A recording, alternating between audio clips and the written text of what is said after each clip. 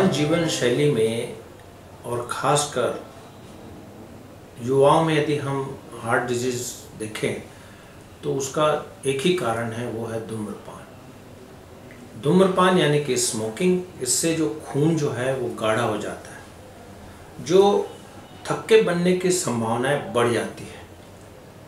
धूम्रपान से दिल की गति बढ़ती है, रक्तचाप बढ़ता है, लीवर में जो चर्बियां होती हैं वो वहाँ से निकलने लगती हैं और रक्त में परिसंचरण शुरू हो जाता है, कोलेस्ट्रॉल बढ़ने लगता है।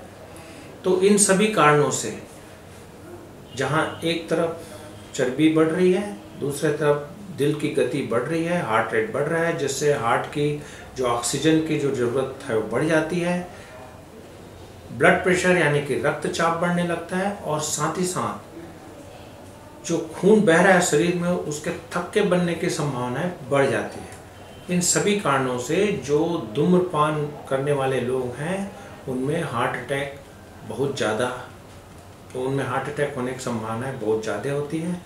और यदि हम आज के परिवेश में देखें तो भारत में यंग लोगों में यानी युवाओं में हार्ट डिजीज़ के दो ही कारण हैं, या तो वो स्मोकर हैं, धूम्रपान करते हैं, और या तो उन्हें डायबिटीज़ है, मोटापा है।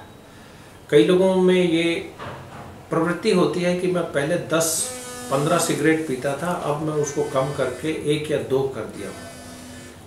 उनका ये प्रश्न है तो इसका उत्तर ये है कि कोई भी लेवल, किसी भी स्तर की स्मोकिंग, चाहे हम 1 सिगरेट पिए या 15 सिगरेट पिए, उसके जो प्रभाव है वो बरोबर है। इसलिए हमें स्मोकिंग से पूर्ण रूप से दूर रहना चाहिए।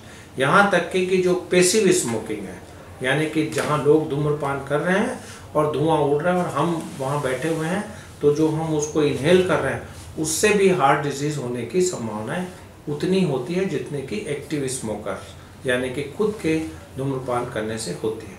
सो धूम्रपान हर तरीके से, एक्टिव या पैसिव, और किसी भी संख्या में, चाहे 1 सिगरेट हो 10 सिगरेट, धूम्रपान पूर्ण रूप से हानिकारक है।